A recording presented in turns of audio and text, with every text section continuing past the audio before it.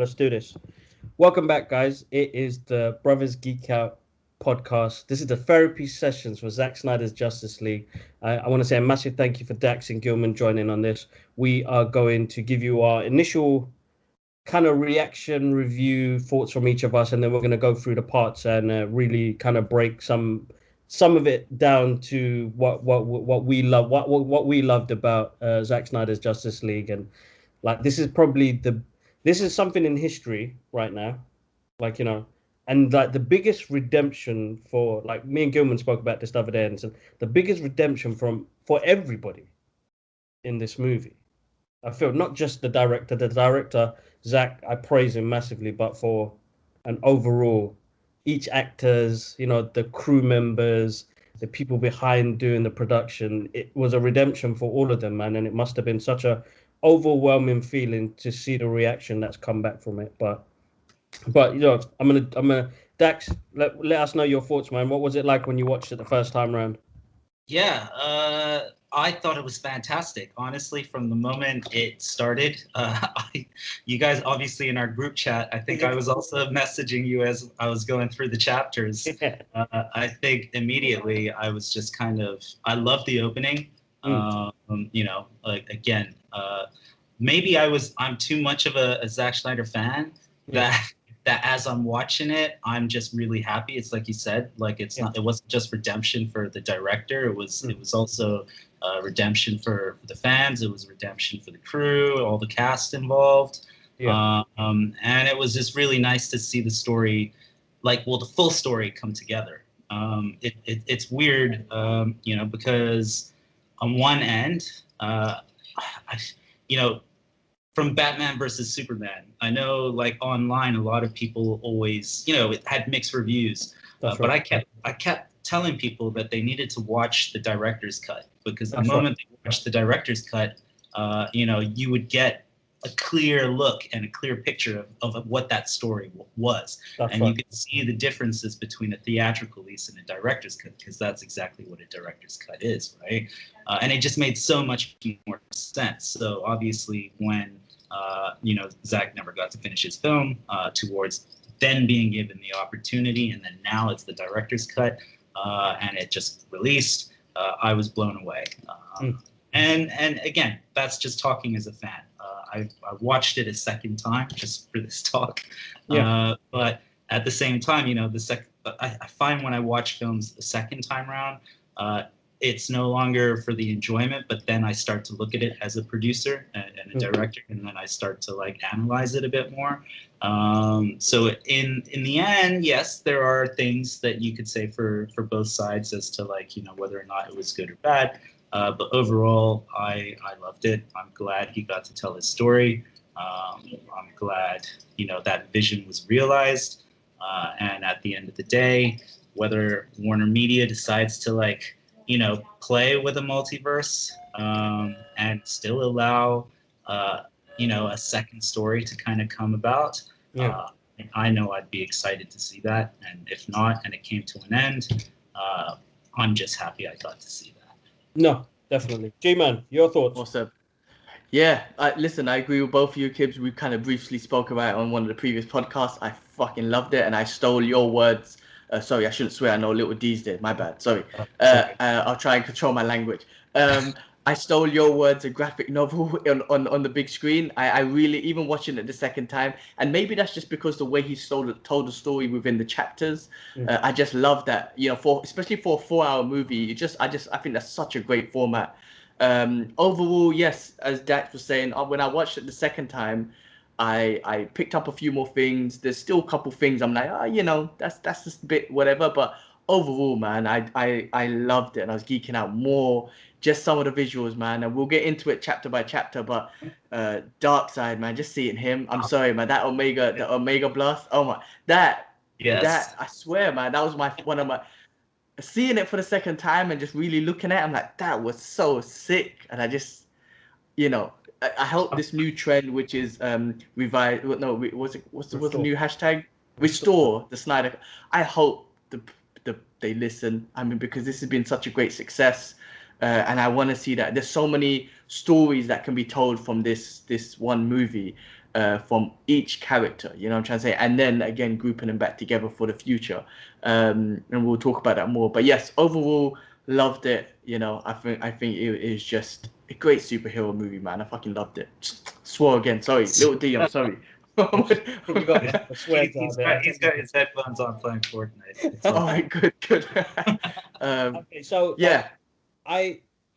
My brief thing is, as I said, is I just felt like it was a graphic novel. Now, them trying to restore this with the time gap they've had is going to be quite tough to get everybody together. And I don't know what it's like with Warner Media and with all the issues they're having with Ray Fisher at the moment and all of that going on at the moment. You know, it's something that's like really, I don't think it's going to happen. And I think this is going to become a cult classic. And I kind of like that in a way because it makes that movie so much more unique. Yeah. So as much as I do want it to continue, I don't think it will. And I think this will become like one of those ones in the history books to be like a cult classic. Like one of those. He's got one of those. Can you imagine as a director, producer, as an artist, to have one of those things happen in history? So yeah, that's true. I kind of that's how I'm seeing it at the moment. I would say what I came across, like I was reading some articles and I found it really interesting because someone touched on a moment in the film where the Superman spaceship basically states, that how would you say it?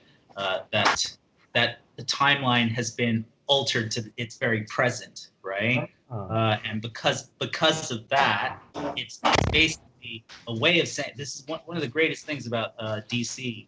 I'd say at the beginning is they played with the multiverse since as far back as I can remember, right? And so at the end of the day, it's you can accept changes along the way, and you can accept resets given Flashpoint paradox. That's right. Right.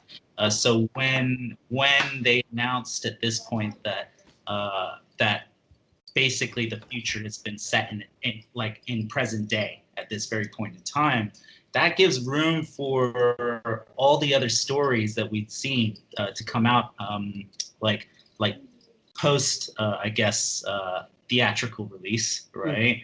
And then almost like change it up, right? Yeah. So I'd say that even if they didn't continue with like let's say a continuation of the Snyder Cut, the other directors that come on board could still play with the universe. Of course. Which is missing. That's a good point, and let's hope because DC doesn't have that Kevin Feige, that one person directing it in that sort of way. But let's hope that these directors, if they do kind of come off that to create separate movies, be it Flashpoint or whatever, they out of respect to Snyder, and say, hey Snyder, what do you think? Like, what do you think I should? You know what I mean? Just get his opinion. Like, it might not be your story, your vision, but can you just give me some guidance on where I could take it? Because I did want to. Is doing that. The guy from Flashpoint, because he's introducing Ben into that universe. So. Yeah. They will take elements from what they have already, but I think Flashpoint Paradox is going to be the DCEU's restart.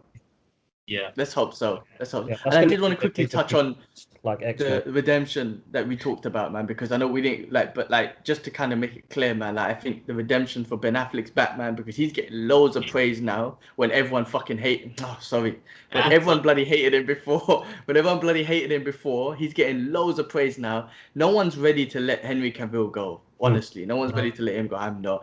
And then Ray Fisher and whatnot, he's Cyborg, and we'll talk about it more. He's one of my favorite characters now. Before, I didn't even think about him. He's one of my, after seeing that, he's one of my favorite characters now. Even the Flash, there's I wasn't a big fan of him. We didn't get much from that Justice League, the first one that came out, but this one has really explored more of his powers, and I love the way, we'll get into it, but we don't need to see a Flash startup movie. We just get into Flashpoint Paradox, and this one kind of set that up. Yeah, this was always like that. It's each of the characters had their own sort of origins in this. So, and the new characters that came in, which is quite, it's so important. Of like this movie coming out is like, my God, like you really. I know all of us are upset in a little way because, we watched that version in 2017 and was like, you denied us.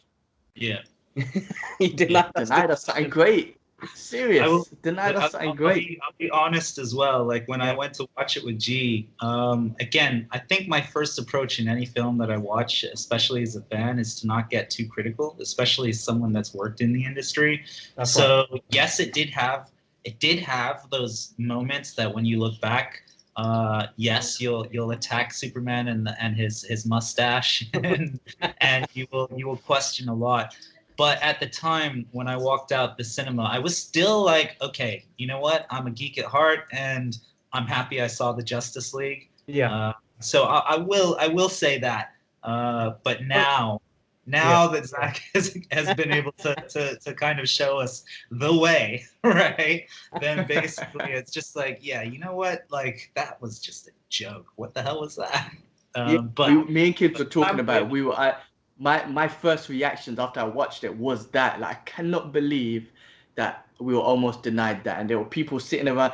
Bro, you worked in Fox. I don't know how it works, but this is how I visualize it. There were a few people sitting around a boardroom table, and they were like, "Oh yeah, you know what? Forget the Snyder cut. Let's release this one. This one's awesome." Someone at the corporation made a decision to release this. Now I don't want anyone to get fired, but that guy needs to go back to training or something. You know what?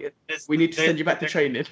There'll be many reasons as to why that would have happened. Of course, yeah, of course. But at the end of the day, I think when again going back to the redemption aspect, what's so great about it was, again, after Batman versus Superman, and you know, obviously the Snyder and his family were going through something pretty traumatic. So, you know, the world of online media is not very forgiving. It can be quite vicious sometimes, right? So at the end of the day, most people, you know, just kind of leave a lot of negative comments in terms of like Zack Snyder as a director. That's right. You'll even see a lot of it now where people are still talking about it, going, "Oh, there's a lot of slow motion like shots and all this kind of stuff." But the reality is, it's like, dude, man, this guy gave his life to like bring this vision to life. So much so that his family experienced tragedy, and based off of that, like, you know, people should be happy that this story was told. But at the point that he'd taken a step back, you know, of course the studio would have selected a director to step in, and then at the same time choices would have been made to kind of make sure that something could be created. Me and Kibbs discussed, like we were saying, you know, and I know everyone's probably shitting on Joss Whedon right now. He's probably getting it, but maybe some of it is not his fault either, right? Because the studios probably saw this guy just created Avengers 1 and Avengers 2, and they wanted to brighten things up, so let's get him in. So, and he probably had a deadline. He probably said cut it. There was probably some cut it down to 2 hours. Can you make it funnier? Can you make it bright? So he probably had that. So I think he might be getting a lot of crap, but I don't think it's all his fault. Like, he probably did change a lot of stuff, but it's probably not just all his fault. Also, at the same time, you'd also have to remember that I think when Batman versus Superman came out and people weren't happy, even though they hadn't seen the director's cut, right?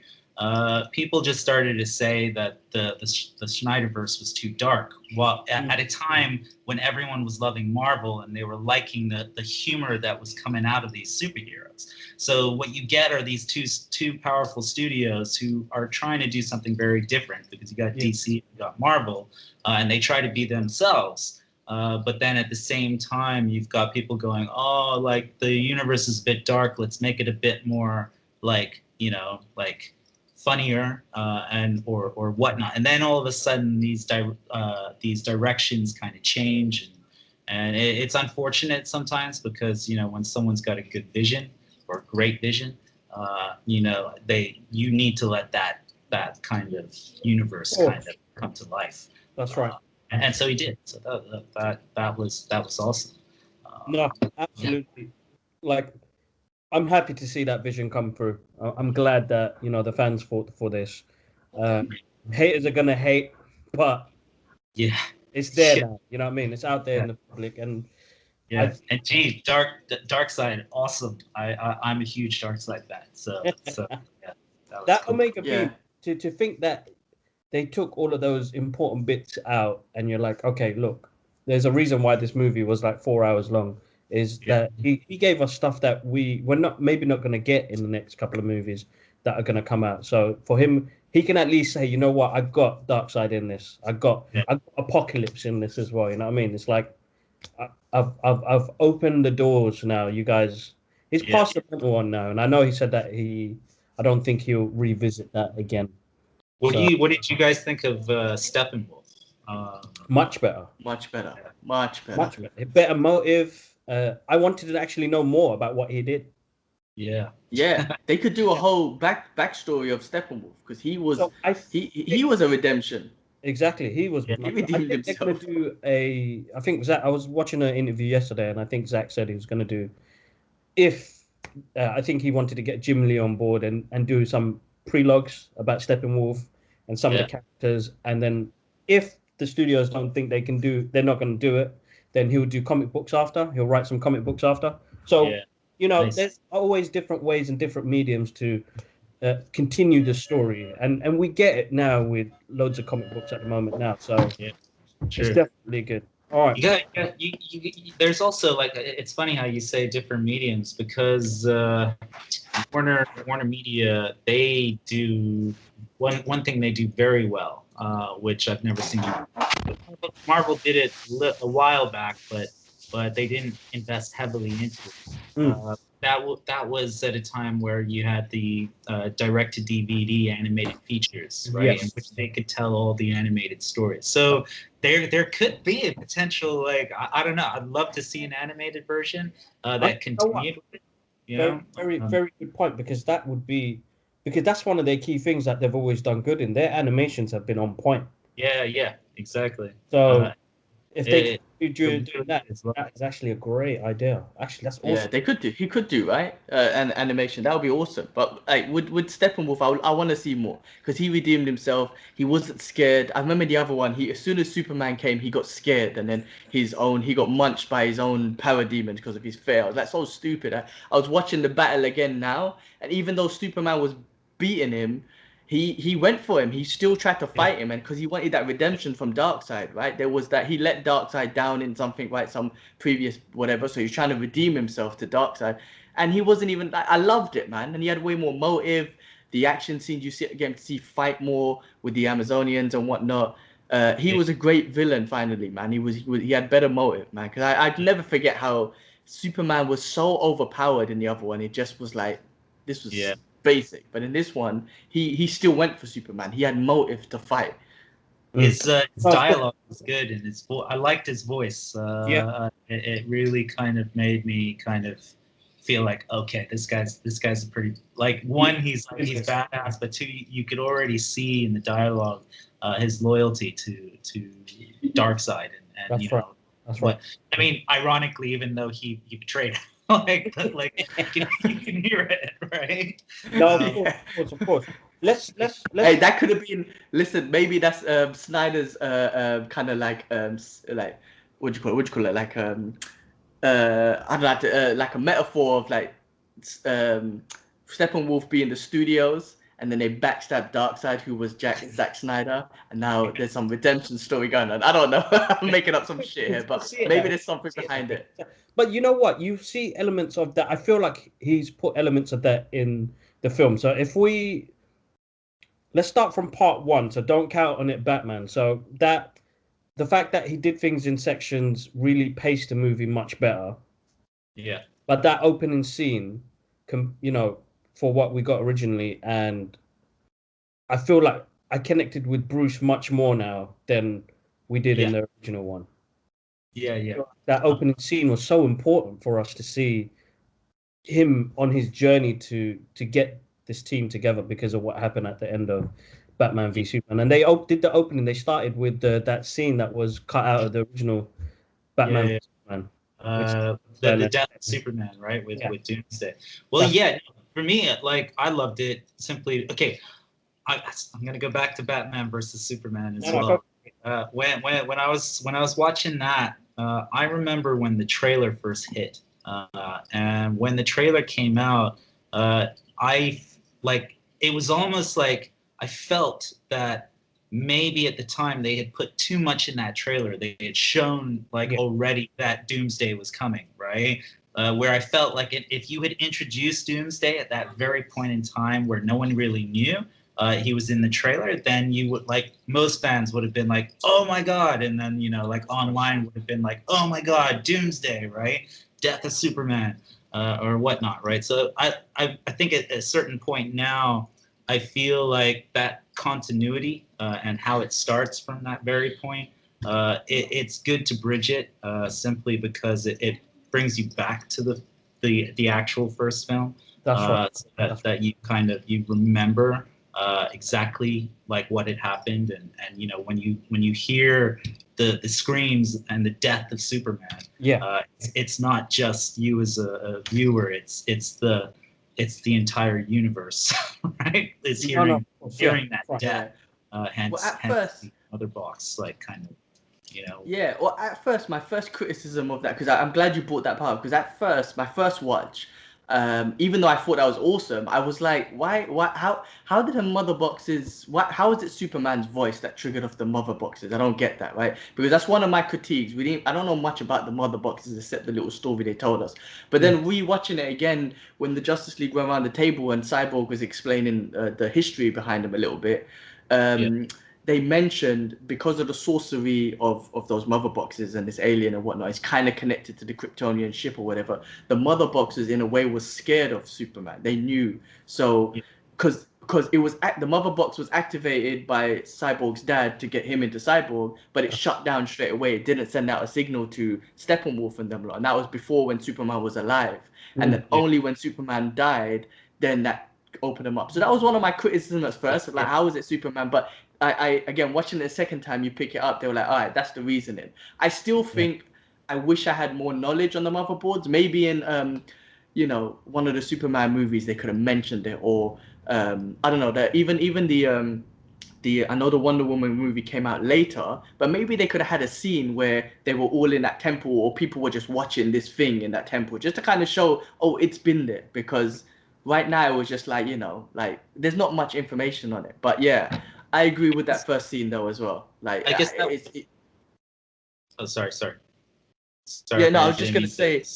No, that's cool. No, I was just gonna say I agree with that first scene because it introduces us to Bruce, and it really gave him a.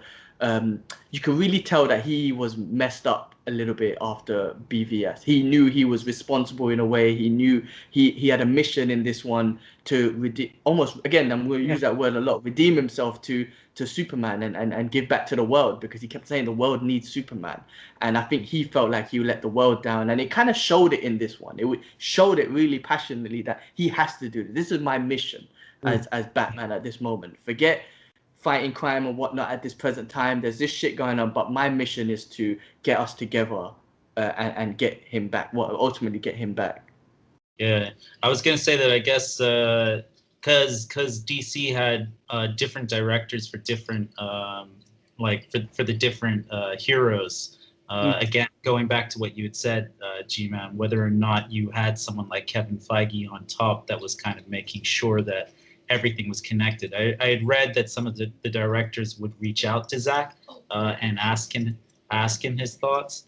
But again, I don't know. But yeah, I guess like if you could somehow have had kind of created a much larger continuity amongst all the different films, that could have worked. But the Snyder Cut in itself is already in my head like the justice it deserves, and a lot of the other stuff I can let slide, right? So in the beginning he has a word with he has a word with Aquaman, which was a much better scene as well. Yeah. Then we move on to did you guys enjoy the singing? It was a bit random. Is there history behind that? Or is there like some Nordic history behind it? There must be. I think I don't know where that came from, but I don't know. Maybe more, or maybe it was just like, look, it's a Snyder cut. I'm just putting it all in there. It's just like maybe. You know what, Dax? There was another thing I wanted to ask you as well, because of the work that you do as well. The aspect ratio. What did you think? I loved it. Yeah. I thought it was great. I mean, I like again prior to it launching, I read he had chosen to do that for specific purposes with IMAX at first, but I think it's almost like symbolical in a way because aside from this like 1-to-1 ratio, it's also like going back to old school box TVs, right? That's right. And then and also I guess there was also a reason as to why the posters were in black and white. I'd originally read that he was going to release a black and white version. That's right. I don't know if there's any. No, it came out yesterday or the day before, which is on HBO Max at the moment now, which I haven't seen yet. I do want to watch it because I do love watching things in black and white as well. So yeah, and I'm then looking to see that. and then I would say that like it just look okay when you look at tech and you look at media, social media, more so. Obviously, it's very different than when you work in TV. Well, it's not too different, but at the end of the day, it's like I guess people view things in many different ways and formats. Like whether or not you are viewing in HD, you're viewing in square mode, you're viewing in like story mode or whatnot. So the fact that it was in square, it's almost as if if outside of IGTV or whatnot, if you wanted to just post the entire thing onto the IG platform, it would fit right in Of that course, box. exactly. That's right. That's right. And so that's cool. Gives detail, doesn't it? So he had more on the top, he had more at the bottom. So when you watch that opening scene, if you watch IMAX, you would have been like, "Oh my god, that looks epic." Yeah, exactly. And he's comic book format as well, so it looks like it's comic book boxes, and I love that. Yeah. I enjoyed it, and to be honest, like if more content came out like that again, I wouldn't be bothered. I just thought it was a good way to kind of tell the story. That's awesome. Definitely. You know what? I'm so not in tune with like production and all that stuff. I didn't even notice that it was. I didn't notice. I just watched it and didn't even notice that it didn't take up the whole screen or whatnot. I don't know. I'm not in tune with none of that. I don't know. I'm surprised people picked on that and was like complaining about it or whatever. I'm sure there was complaints, but that shit doesn't really bother me, man. But just show me the damn thing. I just want to see it. As long as I can see it, I don't care.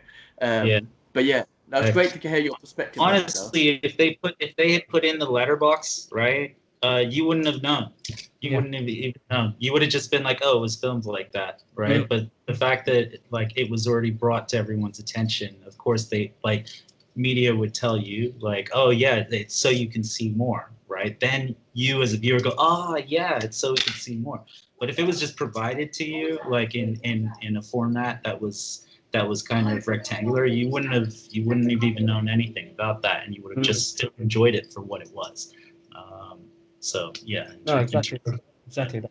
So we get in that part one, we get a better introduction to Cyborg's pain. Yeah. So which will touch. I think that's That's a bit more on him on part 3. But then we have the opening scene where Steppenwolf comes to Themyscira. Yeah. And you get that big battle scene. Yeah. Which is completely different to what we saw originally. And it was violent, man. This is where we seen blood and people getting chopped. And Steppenwolf looked like I love the re-transformation of what they did with Steppenwolf. Like he looks better on the screen as well, and his armor moves, and it's almost like symbiote armor he's got on, which is absolutely awesome, and it's got all types of gadgets on it as well. A much better opening scene to how he takes that mother box and how ruthless he was as well. I know the original version made it a bit more PG, so I'm glad this came out as that kind of a R rating, So I'd say again, like there are parts of the dialogue I liked. I did like the opening scene in Themyscira. So when Steppenwolf stepped out and he's like, "I'll bathe in your fear," and then the Queen's like, she's like says something like, show him your fear," and they're all like, "We have no fear," and then it's just like, you're just like, yeah. So that's cool, and I like the scene. What I thought was pretty powerful was when some of the guards were like holding up the rocks for the queen to come out, and then you think like you're like, oh my god, they're gonna get squished, right? And you're like, but then in the end they slip through. But again, the idea that they're willing to do what they're doing to protect the queen so that she could get out, and they'll lock themselves in like in a tomb that you can't get out of or whatnot. But I don't know. I enjoyed that. And then the horse riding was kind of, like, it's got to be there. But I did enjoy it. He was brutal. Steppenwolf was brutal, man, throwing around horses. I remember the scene where they surrounded him and he just grabbed like the horses, and I was like, he's brutal. He ain't messing around with anyone, and using his mad axe to just chop off heads. And he wasn't chopping off heads, but they got chopped in two, man. In the real world, that axe would be chopping people in two, into blood and stuff all over the place. I thought it was, again, I agree with you guys, man. Such a great action scene. There was so much. It was just, again, I feel it was a great introduction to Steppenwolf to show this guy ain't messing around. Like, he's here for business. He's got an objective, and no one's messing with him. Basically, he's gonna do whatever he has to do to accomplish his mission, and that's just be as brutal as he could be. And I thought that was awesome. But there were moments, Dallas, when it got brutal, Dallas would be like, "Oh my goodness, oh dang," and I'd be like, "Yeah, this one's not for the kids, the kiddies." Brilliant. I think that goes into Wonder Woman's opening scene in London with the whole raid, and man, we got so much more in this one as well. The way she blocks the bullets, her speed, the way she throws people around. And I just felt like we had a Wonder Woman, like, I can't put it towards what's come out already, but we got a really fierce Wonder Woman in this one. She knows how to battle. I really liked that. I felt like she had much more strength, much more, I'm going for this, much more, I ain't standing back, I'm going to fight with you guys as well, you know what I mean? I just feel like she was a much more potent character in this as well. Yeah, I agree. I felt like I don't know. You may remember when we first watched the theatrical Justice League.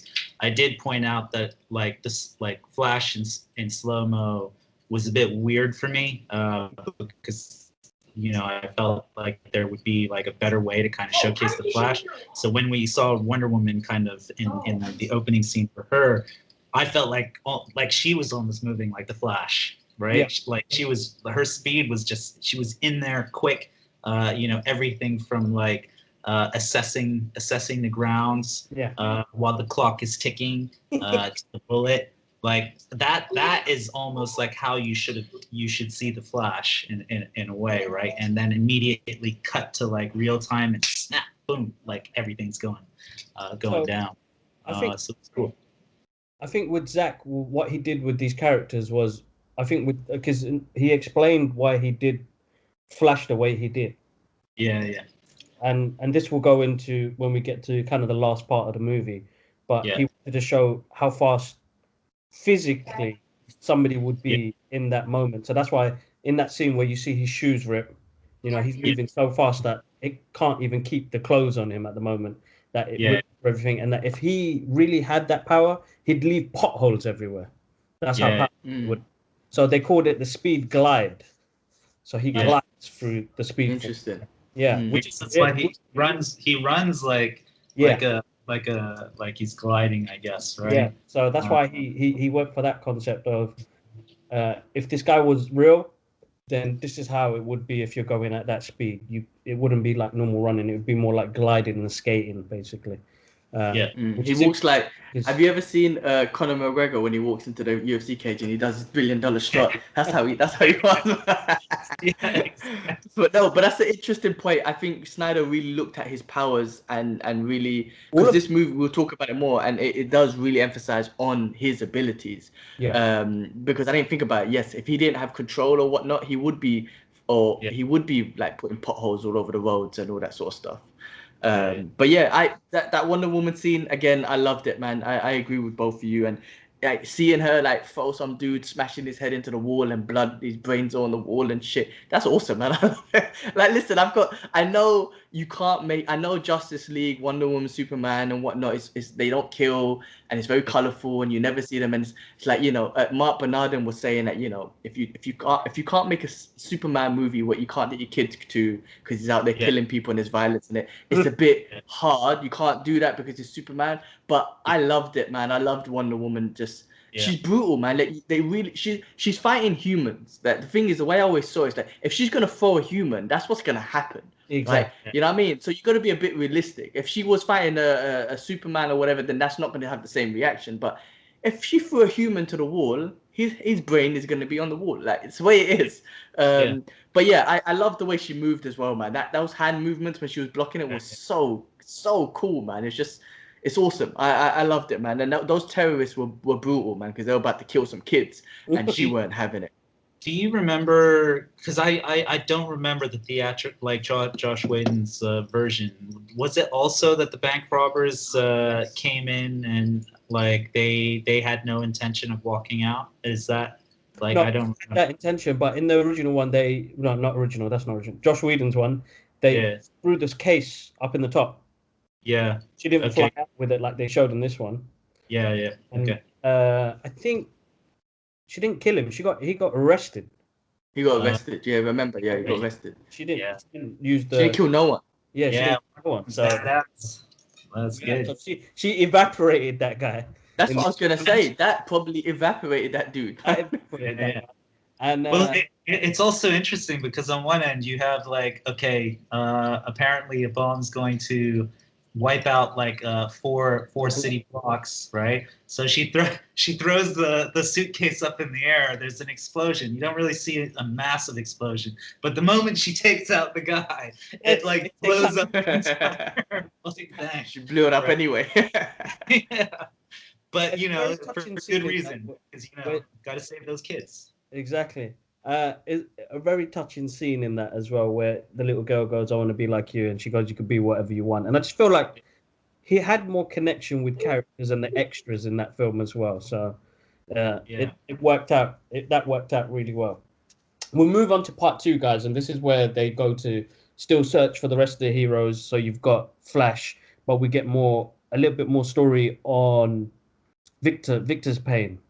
Yeah. You know, what he was going through and how much of a vital character that he plays to this. But I think this part 2, it was they get the mother box, the second one, which is at Atlanta, which was actually a much better scene again. And we have actually, hold up, sorry. So before that scene, it was William Dafoe, who wasn't in the theatrical cut.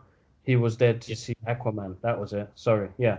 He went to that scene where the trident and the costume was sitting there, and you know, William Dafoe. I thought that was a crucial moment that they should have kept. I don't know why they didn't keep that, because it showed what Aquaman was going through.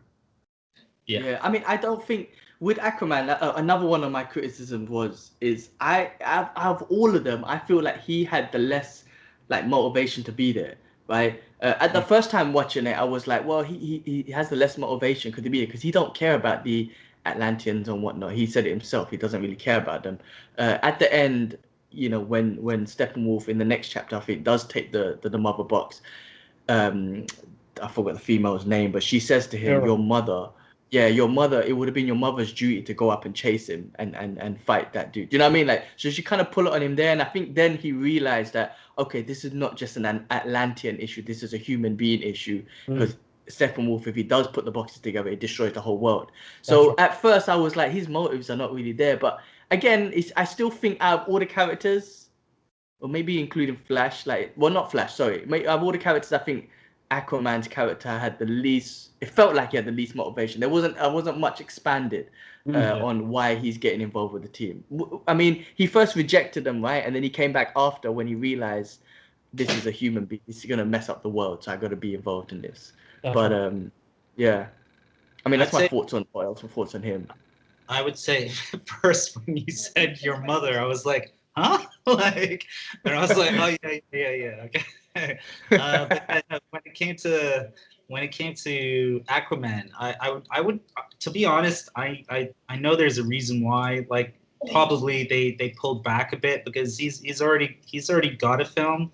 Do you know what I mean? And he's getting his sequel. He's already been established. Yeah. We've seen him. We all love him. You know, like one of the reasons why Aquaman was a huge success, at least within box office, is because they would say, or Wonder Woman and Aquaman, is because they would say that, you know, Batman and Superman, yes, are very strong, but everyone knows them already.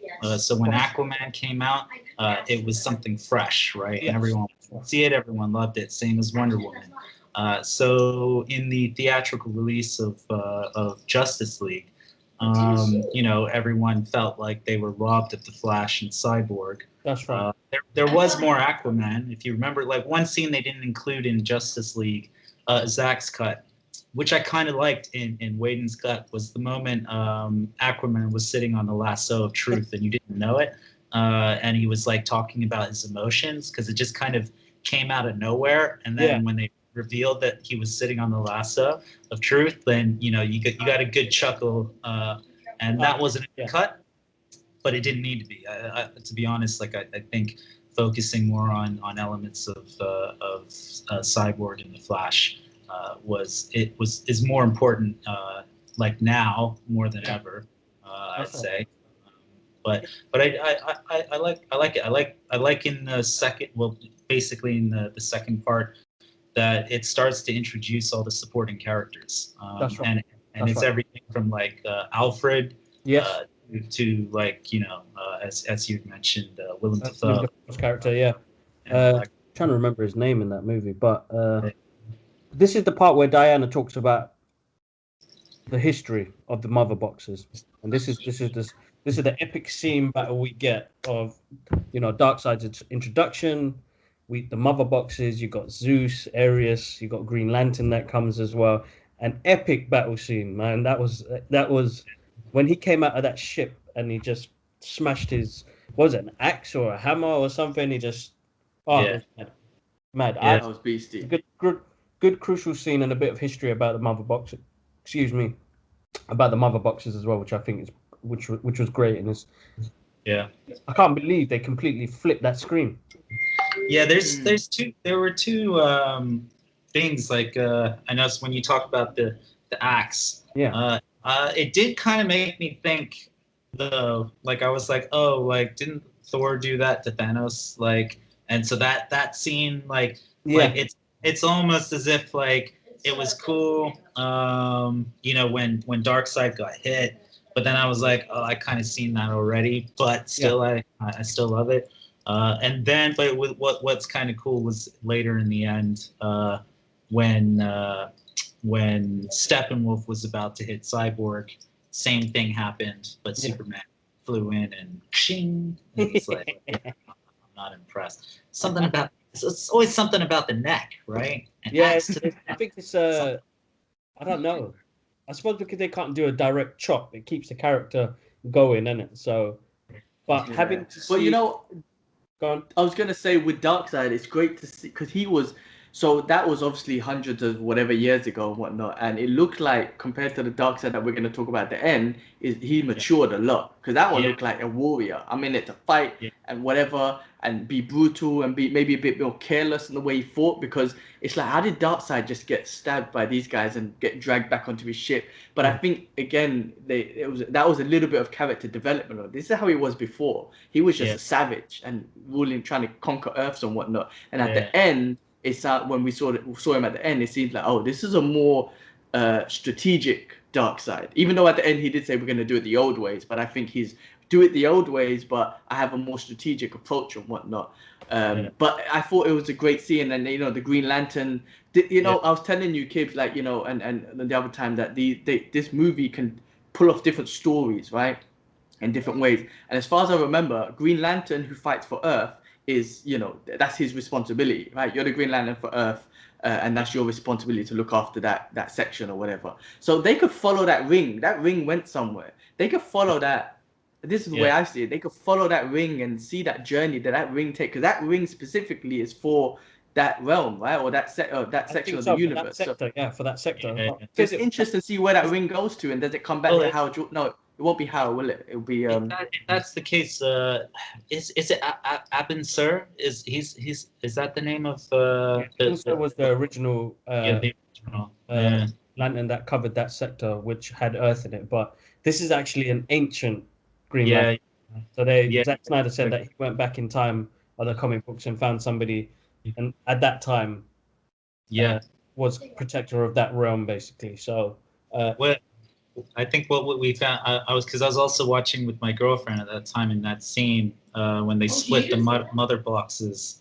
My girl was like, she's like, bloody humans. They would just bury it in the ground, right? Like everyone goes through like like immense troubles to hide to protect it and hide it, yeah. and then humans just go, I'll dig a hole and just put it in. pull it out. Oh, So true. Yeah. so well, yeah, no, it was. But funny enough, so you say that it was the last one to be found. It was the Yeah, hardest one for them yeah, to be found. I did. So I But said anyway, that by then they already took it out anyway. But at I the don't end know. of It's crazy. Yeah, It's at the end of the film, I said, "Hey, those damn humans, man. They they they looks still like put it in a like place where you least expect it, right?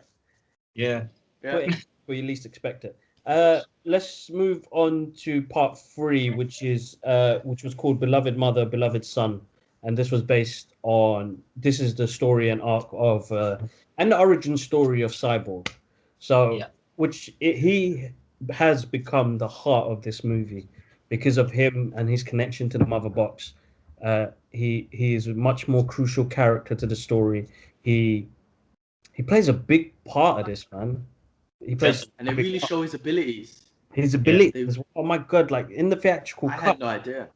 man, really upsetting, man. But yeah, That they I feel like they diminished him in that first one because now it's like he does he is more. He is the Justice League, you know what I mean? He's the one who yeah, takes that the elements of the Mother Box and the world and his powers, his each story has it was almost like a parenting story, this whole movie.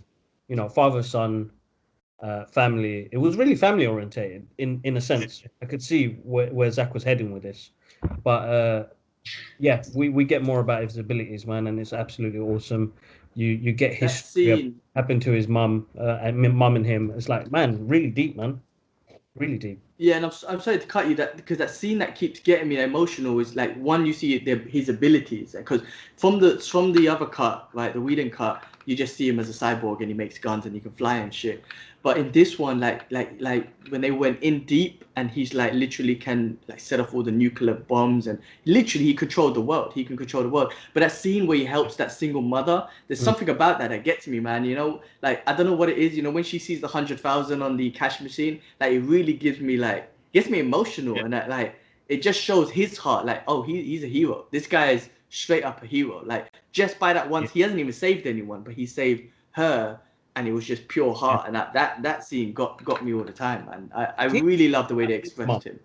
in that Yeah. moment as well, because even though that he says it in the car that you still work as hard as dad does, but you still come to everything that I do. So the amount of sacrifice that you make for me, meant so much to him. Yeah. So after that accident, and he was brought back to life, again, the redemption story of his dad trying to bring him back and be more of a father figure to him. I think that element played of when the scene was. I mean, it was placed there for us to know that this guy, Yeah. he's more of a deeper meaning to the stuff that he does, basically. I think his character in the story in this cut is pivotal to the entire film. Not just because of the mother box aspect, but again, it's like you see there's this character who he comes from a family which obviously he has his struggling with his father. Father's never around kind of scenario. To he's what like the quarterback. I don't know if he was quarterback, but quarterback to like to his high school football team. Which, by the way, I looked at the uniform and it kind of got me wondering whether or not the same uniforms were used in Christopher Nolan's. Surprised because he's based in Gotham as well, isn't he? So it was the Gotham. Yes, interesting. So I was just, and because it was filmed in London, right? So I would like it'd be like, oh, let's just repurpose that, right? You know, but anyway, point is that he comes from this like you know, he's obviously like a leader in his team to tragic like a tragic moment that hits him towards like his dad now coming back into his life, but also breathing new life. However, when he breathes new life, you know, there's this struggle. How does one go from being human to then being like this, what you would consider, anyone would consider if they looked at themselves at that very point, like as a like monstrosity, right? In a way. Right? So you would see moments like even him where like he went to see Wonder Woman, he would almost kind of be hunching, right? Yeah. Almost he was like some kind of like golem of some sort, right? And then you see him kind of coming into being from moments where like as they're about to kind of revive Superman, you know, that trust being built. Look, okay, backtrack from the moment the father says, if you won't look at me, you'll at least listen to me, right? Don't know if he'd actually listened at that point, because at the end you see that he had to put together the tape.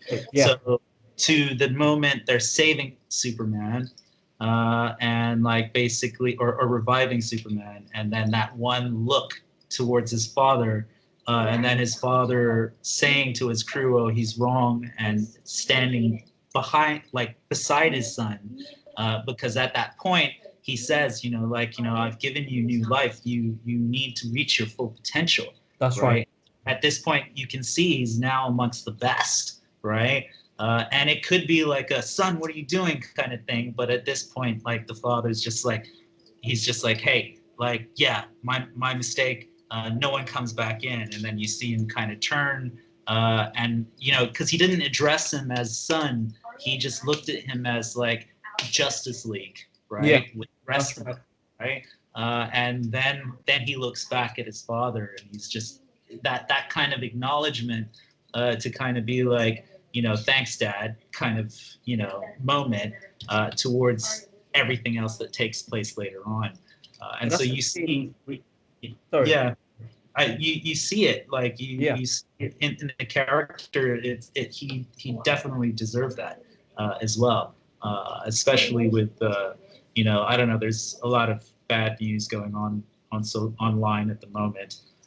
So it's just good to see certain characters get justice. No, of course, definitely, without a doubt. And like this is the scene where it goes into his dad getting kidnapped because of the mother box, and then they go to Gotham Harbor, and it's the first time they all kind of meet up, and you got the Flash. Real quick, yeah, sorry to cut you. Did we touch on Flash's the first introduction to Flash? That was before they got to Harbor, right? I mean, that's right. I don't know what you guys. Yeah, I don't know what you guys thought. I know you talked a little bit about his powers and whatnot, and his shoes ripping off. But I don't know what you guys thought about him meeting his like, you know, future love interest, right? Which is Iris and whatnot. I mean, it was an awesome scene. I don't know how that fits in, right? Because not to skip too much with Flash, we're not getting the origin of Flash, and in the comics, right, he gets his powers when he's working in the crime lab, and all that stuff happens, and he gets hit by thunder and whatnot. In this movie, he's already got the powers, and at the end of the movie, he shows his father he has the job at the crime lab. So first, I hope. I don't want to see an origin movie. We don't need to see that really, because they already kind of give him something. But I hope in the Flashpoint movie they might touch on it just to see where it came from. But him already giving that connection with Iris. I don't know. It's interesting where they might take that, and hopefully she'll be in the future movies. The only part that I thought was odd was when he put the hot dog in his pocket. I don't know what that was about. I saw a funny meme. that someone made. That he puts the hot dog in her mouth. Some dirty bastard made that meme. But that was the only odd thing. That was great. I did think great. Yeah, if I see it, I'll throw it back to you. But that was hilarious. So that was odd. But I did think that was again just a good introduction to a kind of good introduction. But I think I want to see more of him. And I think maybe Snyder didn't do it because there is the Flashpoint movie coming out, or maybe he had the vision that that movie is going to come out and explain more. But they've changed him a little bit. I would say for me, I like the scene. Okay, certain things that I didn't like about the scene was, oh, it's a typical truck driver and he drops his burger. I was like, only in America will this happen, right? And he's like trying to reach for the burger, right? Then okay, cool. I thought like it was a bit weird with the. I like the interaction between the two as they see each other. Whether or not he was like applying for a job at a doggy daycare or whatnot, that was a bit weird for me. But I liked how they kept looking at each other. Yeah, the connection. I did laugh when I saw the hot dog, and to be honest, I just thought at that very point in time, it was like I laughed, my girlfriend didn't, and I didn't know if she'd seen it. Like, so like you, like where are they going with this kind of hot dog kind of thing? Yeah. Because I was just like, that's just so freaking random, but kind of funny. Like I was like, but it's kind of funny, like, just like through like as Iris is flying, like, oh, I'll grab that hot dog and put it in my pocket and I was like, okay, I guess this is to establish him as a funny kind of character. Yeah. But then they tied it back to the treat with the dogs. Yeah. I guess the one thing I would think of when you're talking about the films is just like, I don't know if that scene was necessary. I think like you could have just gone with like him and his father in the prison. And that would have been enough. But again, I think a lot of this stuff was filmed, and maybe Zack was just like, you know what, this is the director's cut. It was shot, and it's a good scene. It's set up for something else. I'm gonna throw it in. But yeah, I did laugh at the hot dog. So, yeah, that threw me off as well. Yeah. But yeah, if I find that meme, it was on Geek of Steel's page, and I was cracking up because, again, of course, there's someone who just pull it in their mouth, and that's hilarious. But I agree with you. If there were to cut down scenes and whatnot, this one I don't think would have been as necessary, the intro scene. But it was great to just see that Snyder's vision of his abilities. Yeah, if that makes sense. Yeah. And then we get to see more of that later.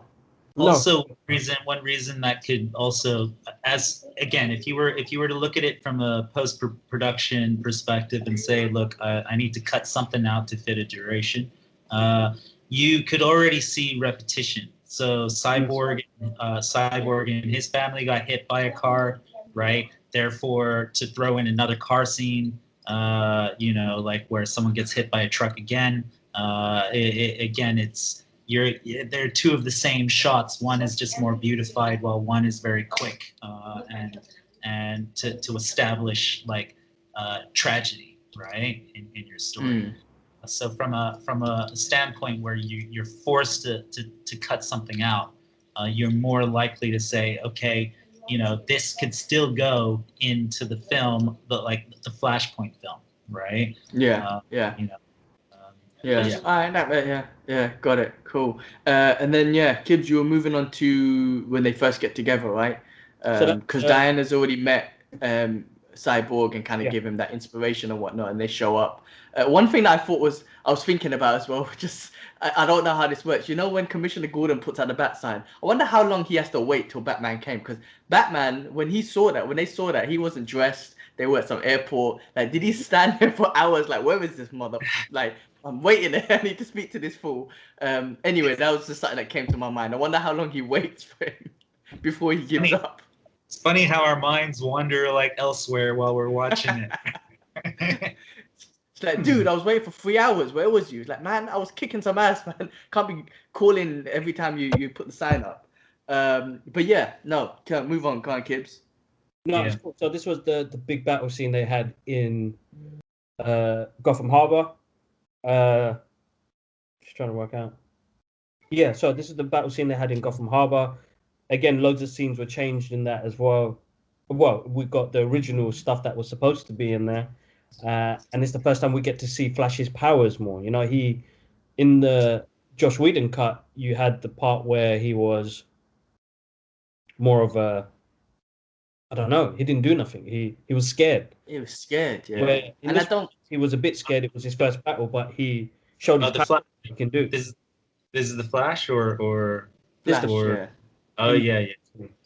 I felt like we got more from it, basically. Yeah, 'cause in the other one, I do like Josh Whedon's one when he was scared and Batman just said, "Just save one person." I did like that. That was a bit, inspirational for him to like just save one person. But I agree, he was just so scared in that one, and in this one, it was just like, I think he's still afraid, but he knows he's got responsibilities, if that makes sense. I think he's already recognized that I'm with this team and I've got certain responsibilities. He just doesn't know, like, he's not strategic. He doesn't know what to do basically with them, with his powers and how he kind of fits in and everything.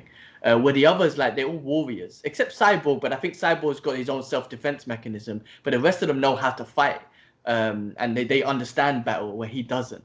But I did notice one thing, and Steppenwolf and Wonder Woman, he gets her a lot. Like every time he sees her, he keeps getting her about, the Amazonian that went away from your family and I slaughtered your family and all it. He gets at her a few times, and every time he sees her, he mentions that. He tries to get her emotionally every time they meet. It definitely adds more to Steppenwolf's character as well, right? I mean, because he started out in Themyscira, so even in the end, when he says, he's like, let me ask you this: why would you leave your own sisters to kind of be with these people? All right. So I think it's good that he has that thing that kind of connection more with Wonder Woman, and it also gives a opportunity for Wonder Woman to kind of stand out as the superheroine she is, right? Because I mean, to be honest, it's like you look at Batman. Like Batman, yeah, he's putting together the team, but it's almost like Wonder Woman. She's got all the knowledge throughout history. But at the same time, she's almost like the like how would you say it, like the leader on ground, like she leads the team when it comes to like being out in the field, right? You're right, because she could be seen almost like Cap in regards to, like, she understands war and battle. So strategically, you should go here, you go there. I know Batman seem like Batman put all those plans together, but I see where you're saying from that side. Like I feel like she could be more. She was kind of established a little bit like the battle strategic person, like, you know what I mean. But there could be more of that for her, I reckon, because that's a good point. She's the one that understands war and battle and all that stuff more than anyone, really. But no, that's a good point. No, so that was much more. I feel like it was a much more full-on battle scene, and we got, originally in the trailer we got Cyborg that took over the Nightcrawler. We didn't get that in the version that came out with Josh Whedon, so we got that in this one, and them coming together and then moving on to the Change Machine, which is where they talk more about the Mother Box, and you basically see Cyborg fly. You see Flash save some people. Cyborg and his dad goes go. He goes. That scene with Flash. Sorry to cut you though. That scene with Flash, I think that really expressed. I haven't seen the interview with Zack Snyder, but when you mentioned that Snyder had a certain vision on how he wanted Flash's powers, do you remember that scene when the rocks were falling and all those people, and you could just, it's like he's teleporting and moving them. That was exactly wicked scene. No, pretty good. So Cyborg gets the Mother Box, saying that he's got it, and then they go back to Bruce Wayne's place. So I felt like here with the Flash, like I love all the Flash moments, but at the same time, I'll be a little critical here, where when they were trying to get, for example, get the hostages out, right? You see, like, okay, cool. You're starting to see some some footage of Ezra Miller moving really fast, right? But at this point, this is where I think Cyborg, was it Cyborg or was it Batman that basically said, you know, get everyone out, right? So you kind of see him moving fast up and down the stairs to kind of see whether or not people are moving up the stairs, like at a good speed, at a good rate, rather than the Flash just grabbing them all and taking them out. Do you know what I mean? That's right. Right? That's right. That to me, from a visual like perspective, like direction, that's probably where I would have gone. Like, okay, you could really show more of the Flash here. I get the whole reason why. I mean, it's already been filmed, but it would have been nice to see moments like that where the Flash was just kind of he did come in with a lot more confidence, but it was almost like he was still supporting. Like, for example, when Wonder Woman is like jumps to grab her sword, like it takes the push of the sword. So it's like he supports his team, right? So in the stairwell, it was almost like he's supporting the hostages to rather than just say like, okay, get them out quick. And that would have been a real cool moment where you could have like moved from a lot of the slow motion technique to like like fast and kind of quick. But I guess that scene, because it gave that scene with Cyborg and his dad right at the end of that as well. So maybe he kept it in there or didn't do that just because he can give that scene. Otherwise, it would have been like, Cyborg, you go fight, and I'll save them or whatnot. But at the end of that scene, I think it was the first time his dad saw him, like he saved his dad. So there was almost like, oh, you do care for me, because he was, I think he said like, you came for me and whatnot, and he's like, you're my dad. So there was that moment of like, oh man, my son, even though he showed he's hate me the whole time, he's here for me, sort of thing. And he's with the freaking Justice League, he's with Batman and Wonder Woman. So I think I didn't know how else they could show that. I mean, obviously there's other ways, but it gave that scene, I guess. Yeah, no, that's very pivotal as well, because you would see, you know, when they talk about you know, that they've got to work as a team, it's also a group of them coming together for the first time, right? And then so what you see is like, as Cyborg deals with his emotions, he does see his father and he jumps in immediately, right? In which then like that exchange happens of what you're talking about, and then Wonder Woman's forced to jump in, you know, to kind of, you know, give a helping hand, but then the Flash is saying like, guys, this isn't working together. Do you know what I mean? And basically you see them all. It's almost like them learning for the first time, like one, like about their enemy, but two, about themselves as a team. And then when it leads on to the entry of Aquaman, you know, then that was kind of cool. And yeah, Nightcrawler was cool. I liked Nightcrawler.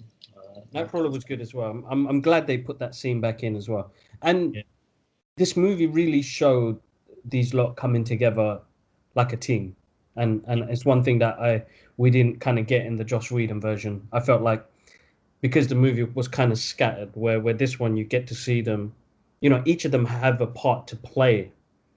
And they work really, you know, you see that at the end, their teamwork is absolute, like it came together so well. It was basically like a football team doing everybody was in the right positions and everybody was doing the right things, and the team bonded really well. And I love the fact that from that it moved on to the decision making of, I think it's part 4, which they call the change machine, when they talk more about the box. This is their scene in is this the first time they meet Alfred, isn't it? Yeah. That's the first time they meet Alfred, and they talk about the box. Or is that after?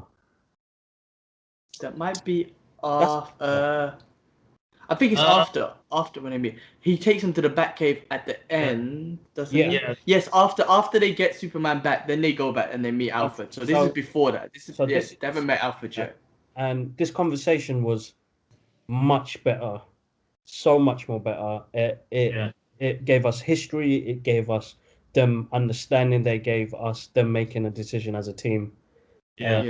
And Bruce, like if you hear the way Bruce talks, he says there was 5 of them. He goes, no, there's 6, not 5. We need him apart. It's like his leadership in regards to that goal was just like, he made that decision. He made the decision. He's like, no, we're not thinking about this. This is the decision we have to take. But also explains how the mother box could bring him back alive. Yeah. You know how they were talking about how from ashes it's still a particle, and the mother box can bring the particles back together. So at least they explained that, how they figured that out, or how Cyborg helped them figure out it can bring Superman back. That scene did bring a. I don't know if you guys felt it, but that brought a tear to my eye. I saw it, and then he does the projection from his hologram system, and I was like, oh my. One So thing awesome. that I like, G, when you talk about Bruce, is that I guess in this film as well, you know, you do see a different side to Bruce Wayne. Also, it's very different in the Whedon cut. I remember in the Whedon cut, I didn't like that in the end scene. It was almost like, I felt like they made Bruce Wayne like a guy who feels like he had failed and like he's going to sacrifice his life for the team, right? I remember just going like, oh man, like no, right? But in this one, you know, he was a guy who was he was no longer cynical. He was no longer like thinking just analytically or like strategically. He even states he was like operating off of faith. You could kind of see where, like, for example, even in the end scenes when he meets someone like Vision, you know, just the facial expression. Martian Manhunter. Just the facial expressions you would get from Batfleck at that point was more of like or not Batfleck, but let's say Bruce Wayne was more of a guy who was, you know, not just trying to redeem himself from the Batman and Superman, but also a guy who was putting together a team. And that meant like he had to operate differently and also become a bit more what's the word vulnerable to showing like kind of some form of emotion in a way, right? Which is very different to the Batman character. But then seeing, like, for example, in the very final epilogue with the Joker, like, you know, that dialogue about, you know, what does he know about love? But then the Joker says, like, you know, well, actually, he knows quite a lot. So you could see, like, as Bruce Wayne, you know, even he says, like, when he introduces the team to Alfred, he says, "This is Alfred. I work for him." Right? Do you get what I mean? Yeah. There's a lot of development on it. Yeah. For Bruce's character, I thought it was really, really good. Very, very, very important. He got his redemption back in this movie, man. Ben Affleck did, man.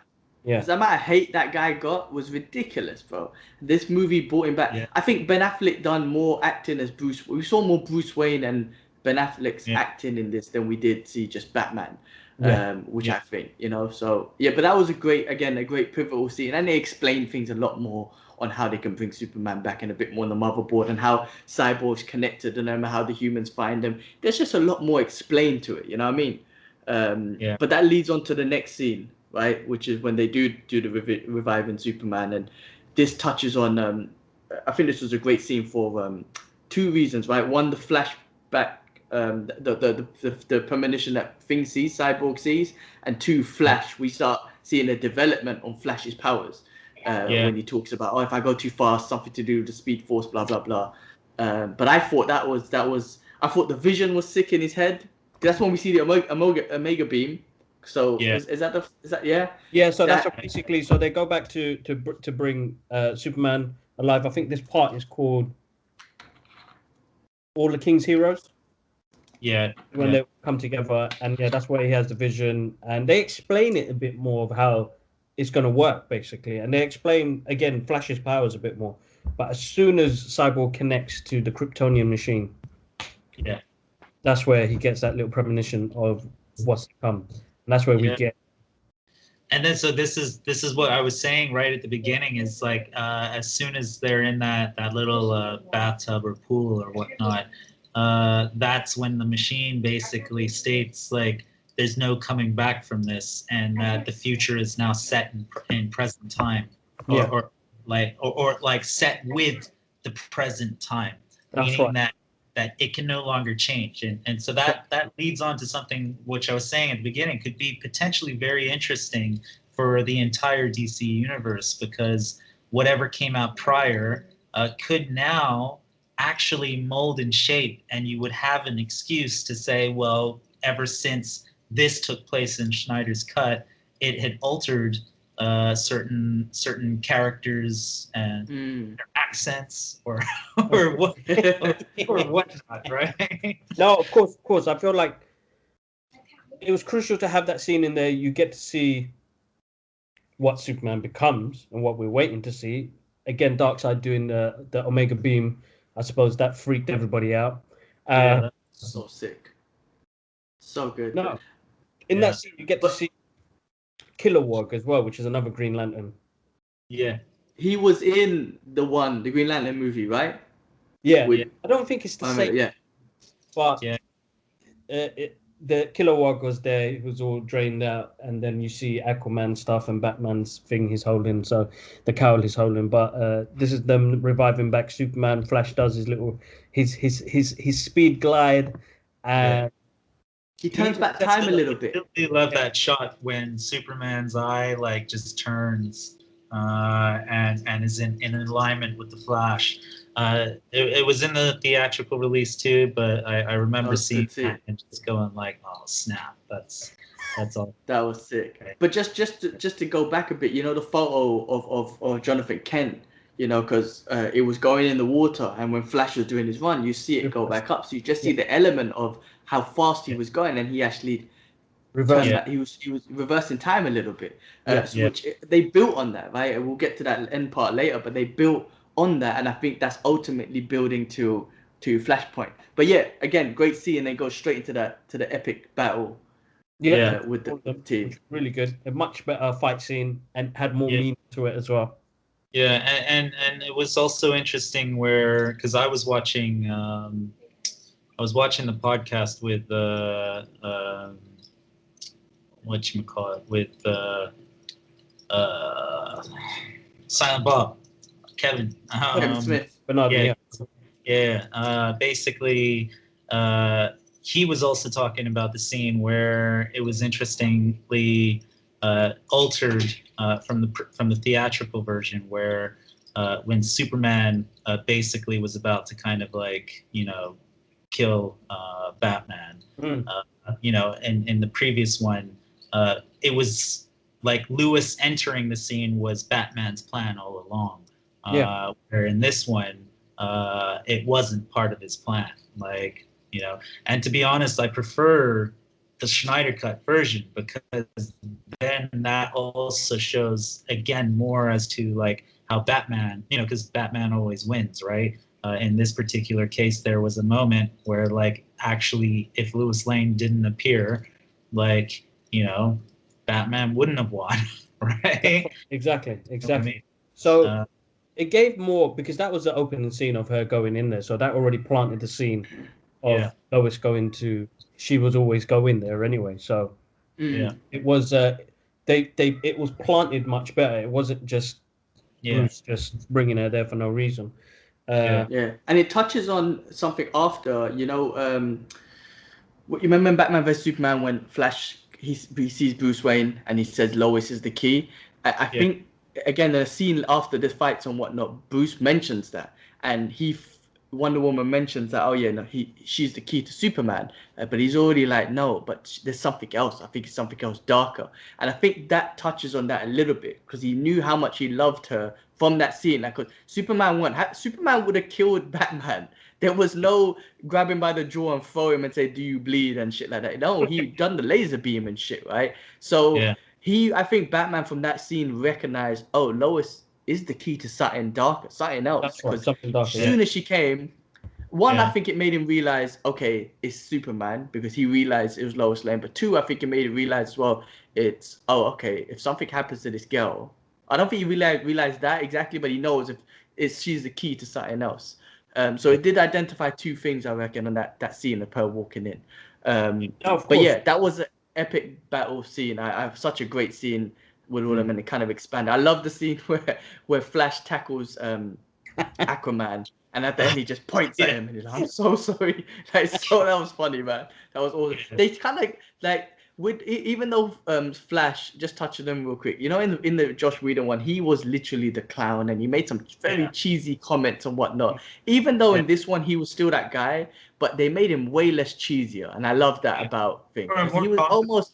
Yeah. I almost wanted to hate him in the Whedon one. Like, oh, you're so cringy, man. But he wasn't cringy in this one. He was just more theatrically comedy. Whereas in the Whedon one, he was so cringy. So I'm glad they took that cringe away from him.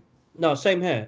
He's the kid of the league, bro. You know what I mean? He's the excited one to be with these superheroes. So I love the element that he has this excitement of being there. You know what I mean? That scene where Bruce and him meet up, you know, we originally saw that, but now seeing it in this format, it's like he's just a kid. You know, this is the first time he's excited to be part of. You know, the way he looks at Superman and the way he talks about Superman, like that's how we would.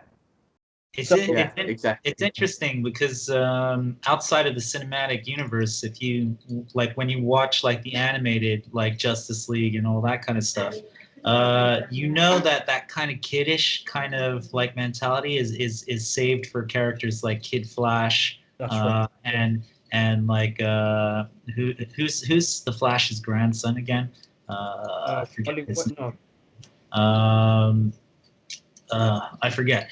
But a lot of them, it's almost like in the cinematic universe, it's good to see like that come off in a character like Flash. You know, so that I do like that about Ezra Miller's Flash.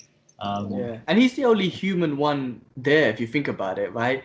Batman has his dark side. Superman's an alien and is been raised by a certain way. Wonder Woman's a warrior. Aquaman has got his issues. He's the only one that's really lived a normal life like us, and he seems like a bit of a loner and whatnot. So, you know, I can see why his character's like that. I just glad they took away the cringe. Even when they go into the Batcave and it's like a Batcave. Like it's like, oh god, don't talk. Like it was so cringy, but they took that cringe away, which I'm happy about. But they did. They did much more. You know, this like it came to a point. So in this scene, this is where Victor loses his father. That was deep, and that was great in this scene. I can't. Sorry to cut you, but the mother box, man. In the other one, they just let it go. It was so basic. Where he was like, "Where's the mother box?" and he come and took it. Whereas in this one, at least they showed that shit. The mother box. Let's go. But yeah, go on, kids. Yeah, no, it's much more of a this was much more of a sacrifice plea, you know what I mean? His dad became the hero because his dad knew if he can do what he did there that they can trace this.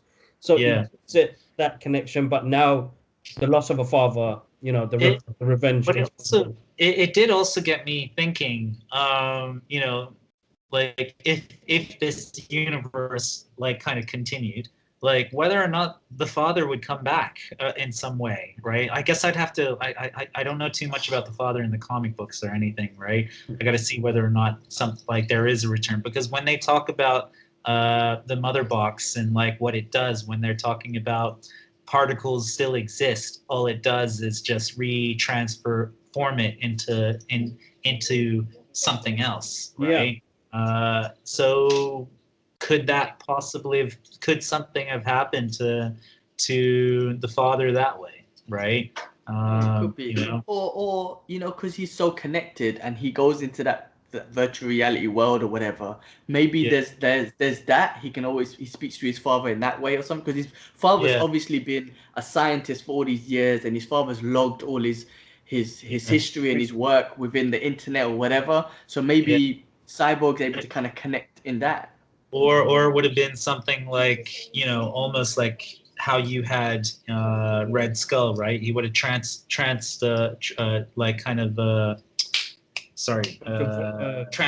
somewhere else. That's right. It could have been, but the lasers killed him.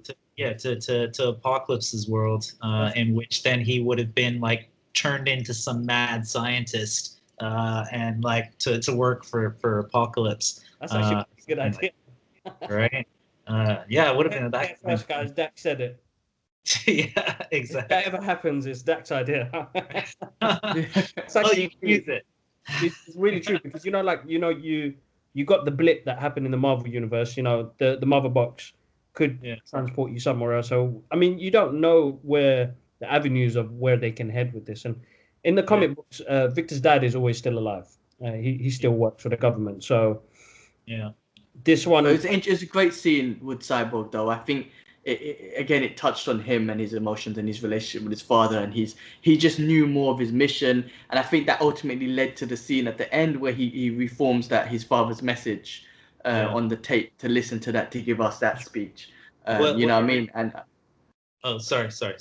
I didn't mean to. Yeah, no, I was just gonna say, and also I think his father's sacrifice in his life was just kind of like, him seeing that, my father, he did love me as much as, because he always said work came first, but it was this point where he's like, I'm almost using my work to sacrifice my life for you to go, do what you got to do, sort of thing. Yeah. What I also loved was not with the father, but also with Cyborg and Bruce Wayne. That was the Batwing, right? Was it the Batwing or what? Like, am I mistaken? The ship that they were flying in the final. It was Batwing. I think it was something else that he was working on. Yeah, well, or it could have hinted something maybe, but when Bruce said to Cyborg, like, oh, you fixed it or something, right? And then he said he said something along the lines of like, it's been wanting to fly, right? And then Bruce says to him, like, he says something as well, like, just like you, right? Like, that's what you're meant to do, like you were meant to do. So again, it all goes, like, whether or not it's like it's actual flight, or it's talking about something more deep and meaningful about the character, and having to kind of, just let go and just, and just be who you're meant to be. Exactly. Embrace it. Yeah, exactly. That is kind of what's cool about the Cyborg character. No, definitely was, because from that it goes into them going to the Batcave again and him saying, I work for Alfred, and there's that touching moment where this is the first time Aquaman's that type of guy who doesn't really care or say anything, where he says, is he all right? Is he okay? To Flash, and Flash was like, yeah, I think so. And then Flash is like, I thought you didn't care, and he was like, no, you could tell that he does.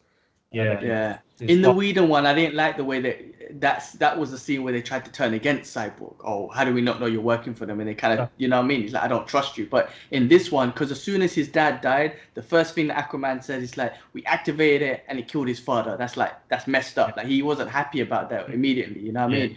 Because he's obviously close with his father, right? As we see in Aquaman's movie and whatnot. So yeah, no, I thought that was a great part for Aquaman, and I think that kind of touched on his relationship with his father and the fact that he did care without even saying that. I do care. So that was it. I was good, and that was also the scene where Bruce Wayne had that talking to Diana about his premonition, Flash, and I think that's when he's trying to figure out what is it with Lois Lane. And you know what? That was that moment where you saw all of them kind of really. They actually, this is us. This is the Justice League. Like, not each other. They look at each other and they're like, yeah, we're going to do this shit. You know what I mean? And even Cyborg's like, there's a reason for me. So I'm going to do what I need to do to save this planet. So, yeah, it was them coming together. And then it's moving on to Clark. Superman.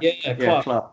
In Smallville, which is a nice scene, a much better scene. It's the non-mustache scene. He doesn't look so creepy anymore. I mean, you kind of think like that scene was fine the way it was. They didn't have to reshoot that scene again. I don't know. You mean for the Whedon one? Yeah, I like the fact that he didn't speak once until he got there. Like, he saw Lois. He's like, oh, I know this person, love, whatever. Then he took her there, and that was home. That was the Kent farm. And then he spoke, and I think that's what really triggered off his memories. Yeah, I like that scene, and you could just. Yeah, that's actually good.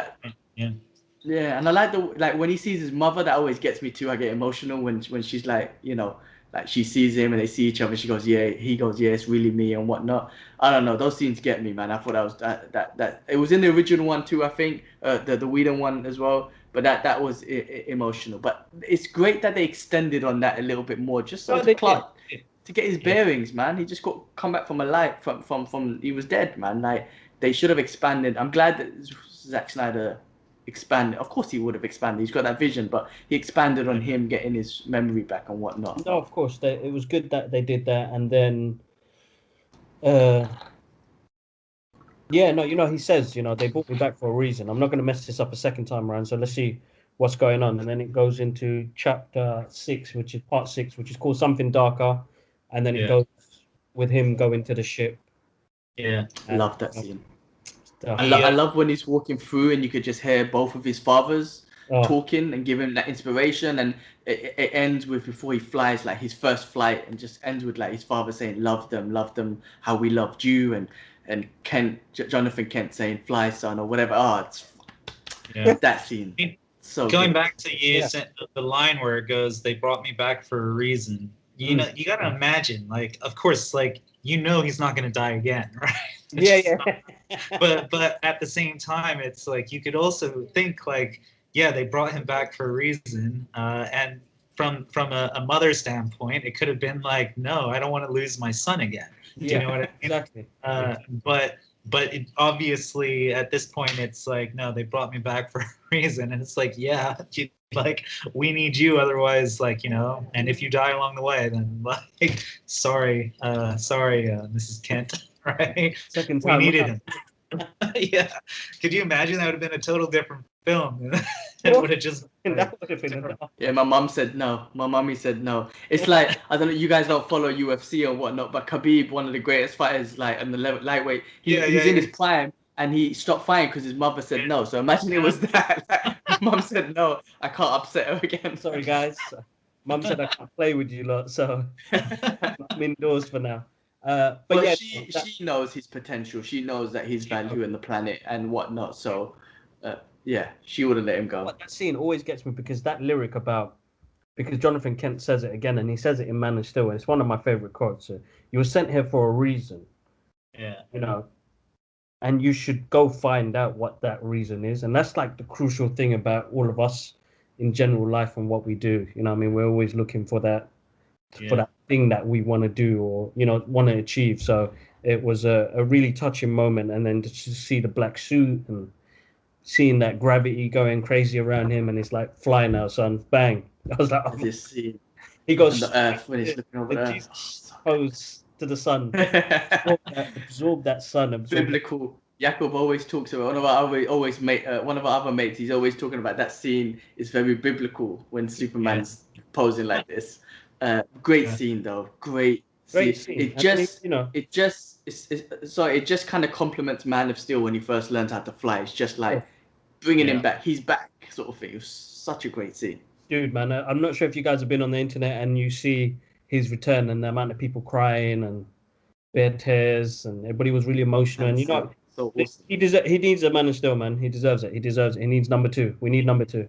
It's also just to quickly say, outside of the the Snyder Cut and Justice League, what with Henry Cavill, what was kind of unfortunate was just that, he's best, like, okay, Christopher Reeves is Christopher Reeves, right? But he's like, Henry Cavill is obviously, he is Superman, right? And the whole thing where he was probably no longer to be Superman. I think on one end, from a studio perspective, they had announced like that they were going to focus on Supergirl, right, or something. I don't know. Correct me if I'm wrong here. But that obviously like would have pushed Superman and any kind of films like back a couple of years. Which basically was the start of where, like I believe Henry just moved on to The Witcher and all the other kind of stuff, because that's right. As an actor, he like it would just be a shame if he couldn't do anything else, and like plus like such a star character wouldn't even get any kind of screen time, right? So it is just really kind of great to see this in the Snyder Cut, and to basically also give like Henry Cavill the kind of the redemption he deserves, because in the Whedon one, the shame was that he couldn't he couldn't shave his mustache because he was in another film, right? So they had to do like post-production graphics on top. So that makes like basically as an actor, it makes him almost like, that was another blow, like you're Superman. Yeah, you didn't and commit to the part type thing, right? yeah, exactly. But it wasn't him not committing. It was like he was committed to another part. And a lot of this stuff wouldn't probably happen if the studios were committed to ensuring that Superman could get the stories that were deserved. And so now I guess that's why it's also important when you hear like the comments from Henry Cavill to congratulate Zack Schneider as well. Yeah. Of course. Awesome. No. I mean, if Warner Brother, because he's a specimen, man, he looks like a superhero, freaking chiseled to the bone. Like, imagine Marvel snatch him up and say, "Hey, listen, you're gonna be our Adam Warlock, or you're gonna be our Sentry." Imagine they snatch him up, then DC will be like, they'll lose, man. You can't take Henry Cavill. You need to keep him in there, but because we're not ready to let him go. But Marvel are smart enough to maybe. Imagine that Adam Warlock as thing. I reckon he'll pull it nice blonde hair and whatnot. Don't say that. Don't say that. We want to keep. We want to keep him, but that's not our decision. That's Warner Brothers, man. Studios. But yeah, moving on, going kids. So get to the last part where the Justice League will team up and they head towards this place. I think it was like supposed to be. Is that Chiboni or something like that? Where I knew it. Now you've changed the word in my head, but yeah. Anyway, just to really touch on that real quick, at least in the beginning, Steppenwolf kind of explained why that location was picked. Yes. There's no human beings there. It's nuclear, whatnot. I know it's a little bit, man of steel, don't kill everyone in the city type thing, like because they got so much shit from that. But at least they explained that a little bit in the beginning. But yeah, and Batman saying, Batman taking the lead, taking the ship in there, and then going apeshit with his Batmobile. I absolutely love that scene. But just to see all of them come together, and they were worrying for Batman. But what's he going to do? They didn't stick to the plan. Another thing, they didn't stick to the plan because they cared. Like that was awesome. But that scene as well, like when he says stick to the plan, and they cut to the shot and he's walking back and you see the doors closing on them as they had just walked out. You also kind of see like this again, this transfer of like power where like Batman is human and all of them are superhuman, right? But they all look up as he's like, because the camera's looking down, right? So he's on top as it's closing, and it's like almost he sent like his children out, right? Right. They look to him to say like, like, what about you? And he says, just stick to the plan and you'll be okay. And it's like I'd love to tell you guys where I'm going, but you need to focus on that. And so that's where it was different with the Whedon cut. Was that where Batman was more like, I've got to sacrifice myself, and then it's like, no, Batman, and then it's like, oh no, this is the way I'd hoped it would go. But in this particular one, it was more like, regardless of what happened to Batman, you wouldn't even have to say it. Like just by him saying, just stick to the plan. Like you would go, okay, whether or not Batman comes back from this or not, like, you're like, yeah, Batman, man. Like he knows what needs to be done, right? You don't need to say like, point out what he's sacrificing, right? And so when all that stuff goes down, then they cut to Wonder Woman, and Wonder Woman's like, we got to go. Right, and then it's just like they move on, which was kind of. It was it was a good scene. You're right about that, because he's like that father figure now, isn't it? And it was him letting his kids know, and then they came together. I love the fact that they kind of broke the plan and kind of went and helped him out, and then kind of that scene was just so much more epic. I just feel like all the action was much better. I know we haven't even spoke about the soundtrack, but the soundtrack by Tom Junkie XL was just, wow, absolutely epic and so crucial to this movie. But that last scene of them lot all coming together and beating the parademons, shooting, and the plan they had to do to separate the mother boxes. Yeah, they finally had their moment, their slow motion moment where everyone, you see the Justice League all together. That was a great, scene as well, to see that. But yeah, I agree. This fight scene had a lot more, I feel like a lot more meaning to it than the other one did. Not just because of the action, but because of backing each other up and like It just bounced off helping each other. much better. Yeah, that's Stuff. another thing. They bounce off each other. Like, I remember, like when they go to fight Steppenwolf again, Aquaman does his little thing with his trident that pulls out the power, and then off that, Cyborg does some other sonic beam or whatever. But the fact that they were working off each other like that, understanding each other's powers, is like, how do I bounce off his powers or her powers and whatnot? Again, they're learning. You're seeing how they're learning to team up with each other. So.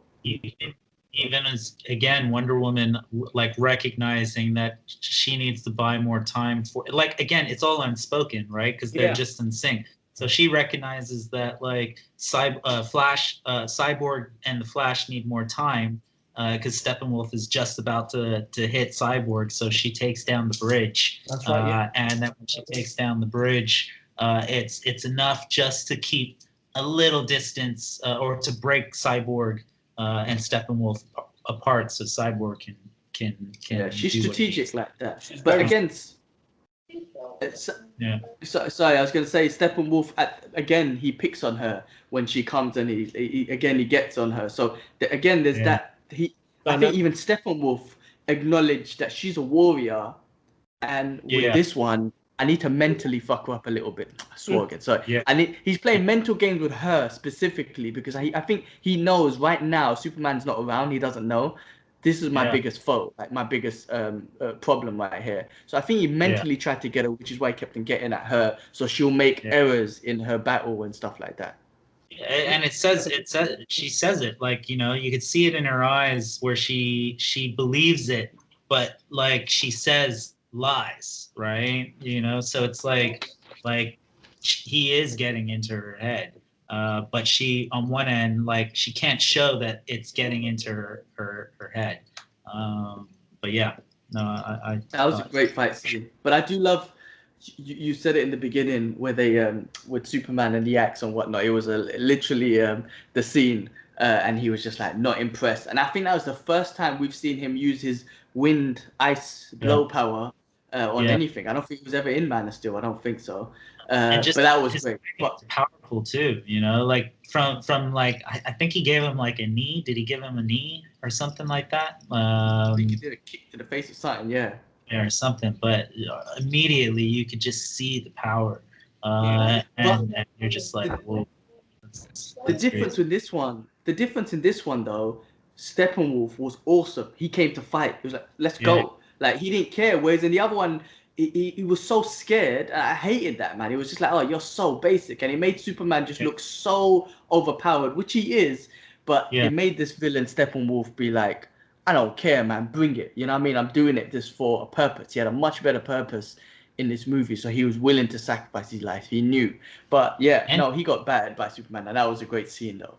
Even I'd say Steppenwolf, like you said with Darkseid as well, right? From the earlier shots of Darkseid, you could see him when he was like kind of young and almost barbaric in a way, right? Towards like now almost like a war general who's like been through the ages of conquering worlds and stuff, right? And he's really entered like a particular, like, he's just aged, right? And when you look at Whedon's cut of Steppenwolf, it's just basic, and then you look at the version you see now, it's insane. And again, you draw a correlation to let's say Ares in Wonder Woman, right? Like the characters there, like they almost, or the villains almost lacked depth, right? From a CGI like special effects perspective, right? It almost like, don't get me wrong, I also loved Wonder Woman, right? The sequel, I don't know, but the original Wonder Woman I loved. But point being, with the villains, they almost, it just from a special effects standpoint, it almost felt like they were rushed. But you know, in the Snyder cut with Steppenwolf, and then also, and again, I think this also has to do with testing the market, right? Of course. Which is why you would get the original kind of cuts just released to see what people would say. You get that off of certain things like Sonic the Hedgehog, right? Yeah. They tested the market with Sonic there. Everyone said that Sonic looked like ugly as hell. And then they went back into post production and right. made it a lot better. So you have this ability to test the market, in which case, you know, the Whedon cut was a prime example of like, you know, take a look at, all right, what went wrong here, and then for a director to come in and be like, you know, whether or not, because again, I think I read an article here where Zack stated that his guess would have been that the reason why Steppenwolf looks so basic in the previous one would have been like a studio call to make it look a little lighter and a little less scarier. Whereas in this particular case, you know, Zack had all the power, right? And as the director, even so much so that I believe there were decisions to potentially cut out the Green Lantern scenes, but Zack again threatened to walk. Again, I think it's just stuff to read, and in that case shows that the guy had the power, and based off of testing markets and like seeing like knowing you have the power, seeing what people like and not, to really go in and really make these villains look, you know, again, it's CGI, but again, like, if you were to ask me if I ever thought I would ever see a Darkseid go into cinema, I would have said no, and now I've seen it. So yeah, I think I think Kevin Smith said that you see the scene where Superman goes to see Alfred. Originally, I think Zack Snyder wanted that to be Green Lantern, but the studios cut that out from the beginning, so he never even made that scene. So I think that's what he said. But yeah, no, I mean, I was gonna say something about Darkseid, and I know Thanos came out originally in the comics after Darkseid, so he was a kind of. But in regards to the movies, it does remind me of Infinity War Thanos, who was just. He's already gone through the battles. He knows what he's looking. He was just very calm, relaxed, and he just knew his motive. Whereas in Endgame's Thanos, that was the guy that was full in battle, and he was the harder fighter and whatnot. So I think it always, those characters always represent like a general when it comes to the end. They know, I've been through war, I've been through the battle, I've done the hard work. I know I don't have to be an angry guy no more. I could just be calm and see things properly. But yeah. Also, like you said, like what's interesting about that as well is even when Steppenwolf fails, it's almost as if Darkseid's not fazed by it. You know, you would probably you know, an inexperienced Darkseid would have been like, no, right? But in this one, he just crushes the head and just says, fine, that's just like, right? You see everybody together, and then you see the head chop, and then you're like, oh my god. Love that scene. That was so awesome. Just sorry to make the comparison again, but just like when in Infinity War, when Scarlet Witch blows the Vision's head off or whatever, the stone, Thanos didn't panic. Like, he was just so, you know, that is a perfect for him scene to go no, but he didn't panic. Like, it was that experience and whatnot. But yeah, no, I agree that when they chopped off his head, again, pure violence, because if you notice, there's blood on her sword that comes off. But that was an epic scene, and the way he just crushed it, it was just like, this is a guy. But it wasn't, again, not just her. It was also like they all, Justice League all had a part to play in killing freaking like good tag team. Brilliant. Like Aquaman, like piercing him, and then freaking Superman just launching him, and then fucking slice. It worked out really well, and Zack's really good at really bringing that vision out. But just after that, we get the scene where Flash was supposed to help out Cyborg to get some power so that they can separate the boxes. But in the process, he gets winded. He gets shot by one of the aliens. Sorry, one of the parademons, and this is the most epic scene I suppose all of us have experienced, and it grabbed us because of nostalgia, uh, the powers that he had, what he had on the line as well, and his responsibilities, and the Speed Force. We get to see Zack Snyder's version of the Speed Force as well, and it was for me like I initially saw it as a tribute to Christopher Reeve's Superman, because in the original Superman movie he turns the world around to go backwards to save Lois. This was to save the world. He did that. So soundtrack, everything again, it just placed it all together so well. It made that scene more meaningful. And when I saw it, I was like, how the F did they cut this out? It gave the whole battle scene so much more meat to the bone. Like, that was his purpose in the movie, though. Like that, if you think about it. Sorry to cut you, bro. I was just gonna say that was that kind of cemented Flash's purpose on this team. Like, this is why we need. I mean, obviously they didn't know his power, but that showed it. Do you know what I mean? Like, because everyone had their purpose. With Flash, you were saying he was supporting everyone in the beginning, and that's what it looked like, right? This was his purpose.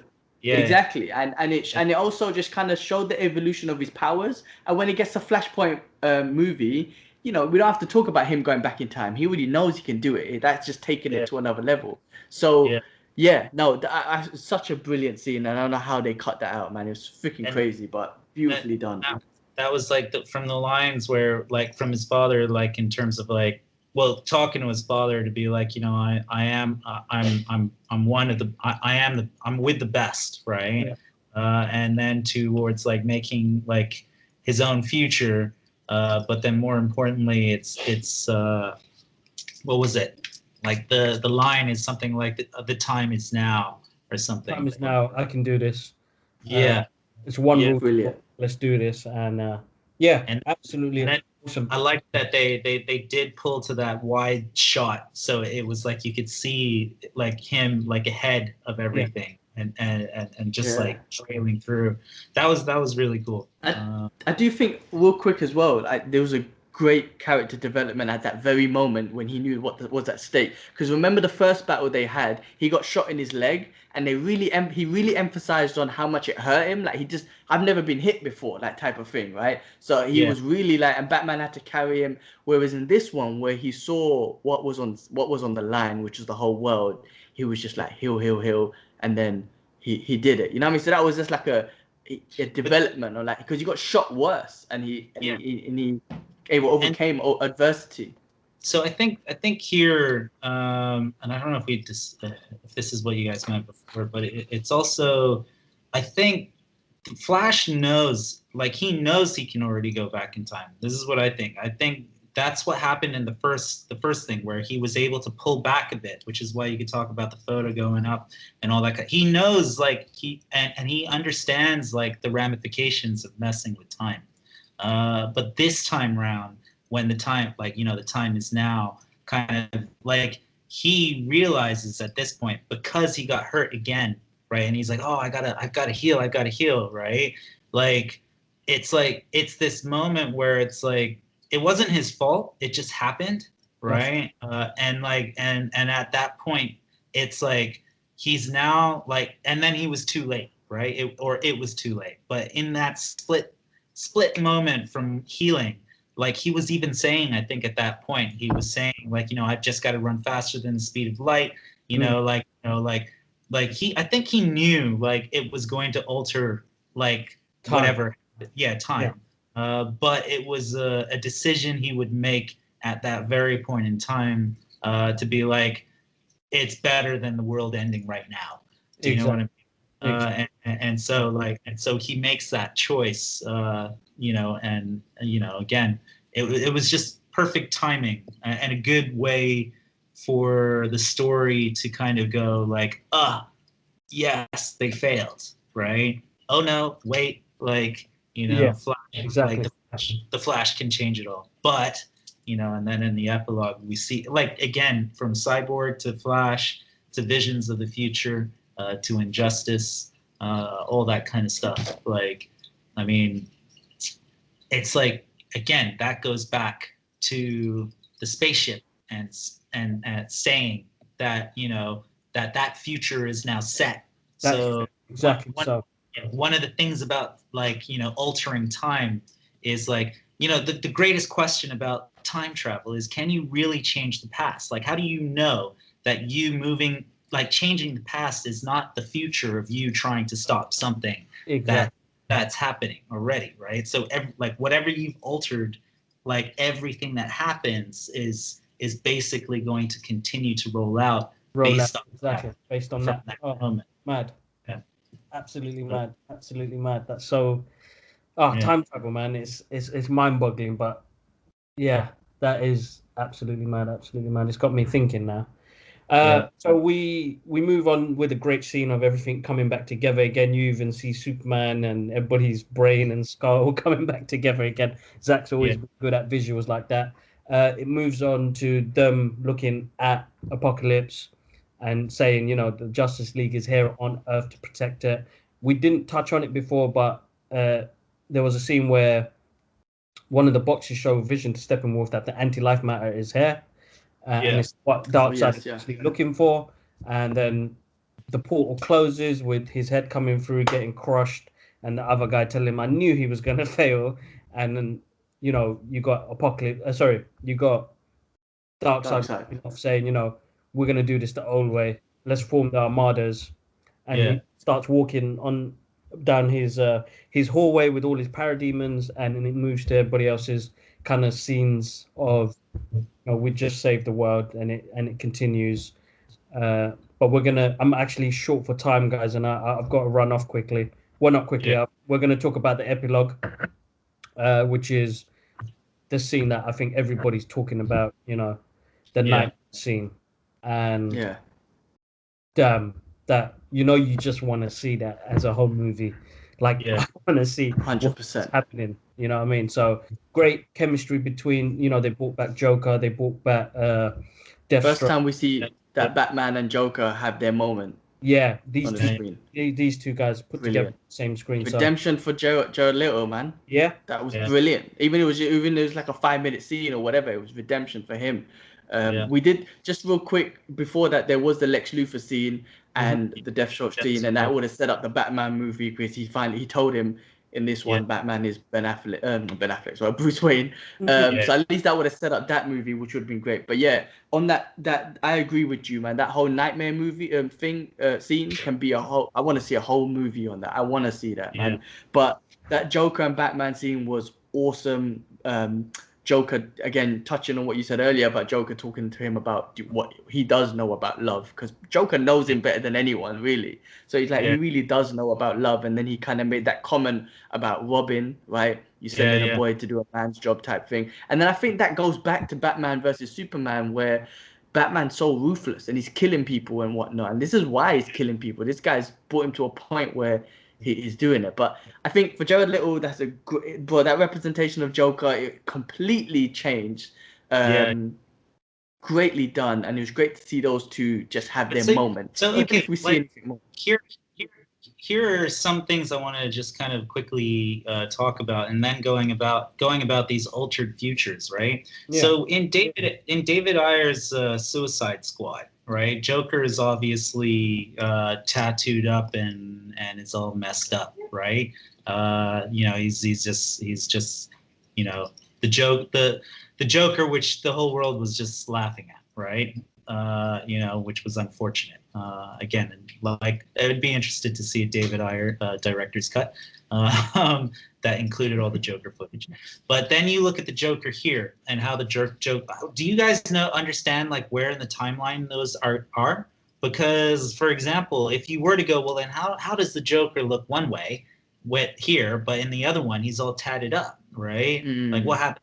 Are those fake tattoos? Like, and we don't want a Joker that wears fake tattoos. That wouldn't be cool, right? So then this like, again, I don't know, but if Suicide Squad took place after Justice League, I'm not too sure. Then things like an altered timeline would explain why that Joker would look different. Do you get what I mean? So yeah, again, I It do sounds love. like, yeah, that's a good point. I mean, because this is a nightmare, but this nightmare seems like it's a reality, right? That's become Yeah. true. So, but it does feel like it would happen after. Um, Yeah. but yeah, I don't think Suicide. I'm trying to think, but I don't even know where Suicide Squad will fit anyway into this universe, Because really. there's a couple of things, right? The Joker conversation. Batman does come back and then hits the Joker with a needle to the heart, saying that when Harley Quinn was dying in his arms, right, that she asked that he would kill the Joker slowly, right? And he was like, "Oh, you almost got me there, Batman." Mm. So this kind of goes like, okay, well, would they do something like this, or hint or tease something like this in James Gunn's Suicide Squad, right? Or would that scene have been in something like Suicide Squad with David Ayer? Do you know what I mean? And like, because we know that Joker is Margot Robbie's Joker, right? Jared Leto. But then again, we also understand that regardless of the anti-life or antimatter, DC is very into like they've been into the multiverse like since forever, right? So again, the nightmare scene and this Zack Snyder's Justice League is its own Justice League. Do you know what I mean? And deserves it its would be place. it's just Yeah. it would be its own thing. So I think it's not something that they're gonna like kind of can. I don't know. We the thing is we don't know now because of how this has become now. So because you would also have like, okay, you have what's his name, the one that's doing the new Batman, Robert Pattinson. yeah, or the director, Matt Matt Reeves, sorry. Yeah, so you'll have Matt Reeves' universe. You'll have all these like. This is what's exciting about DC right now, is you can get away with it all. Like Ezra Miller was in the Flash TV series, right? Yeah. Like he made an appearance there. So like the expansion and the ability to just let people run with it and expand the universe and tell the multiverse. Everything from Injustice, right? Because there's a world where Lois Lane doesn't die, and Superman is Superman, and that Superman is Christopher Reeves, right? That's you know what I mean? There's a world where Superman does kill, right? Or like or like in this particular case, did Henry Cavill kill someone in Man of Steel? I think he did, right? Well, killed Zod, innit? Zod, yeah. Killed Zod. Yeah, so he kills, right? So in like this is a universe that allows like the Justice League to spike Steppenwolf and chop off his head, right? Yeah. Well, you know what I mean? Ezra Miller's Flash could be, if they wanted to, the link between all the movies, because he just goes into the different multiverses, and he could be a part of Robert Pattinson's Batman and whatnot if they needed him. You know what I mean? I'm just saying he could be that link if they wanted to. But if the studios wanted to, they could just let Snyder have his universe and just bring out the new universes as well. Like, you don't need to just do what Marvel did and just keep it consistent. Just have two different universes. You could tell multiple different stories. Someone could die in one of them but be alive in the other one. Like, why not? Why the hell not? And it works because the Flash, all he needs to do is go back in the Flashpoint paradox. It's like a reset anyway, right? And it messes with the timeline. The thing is, like Injustice, the story is also based off of a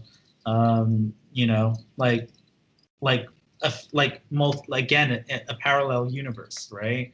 And so in the end, you have, I don't know, I love it. The nightmare scene it hints the larger story of the Injustice story.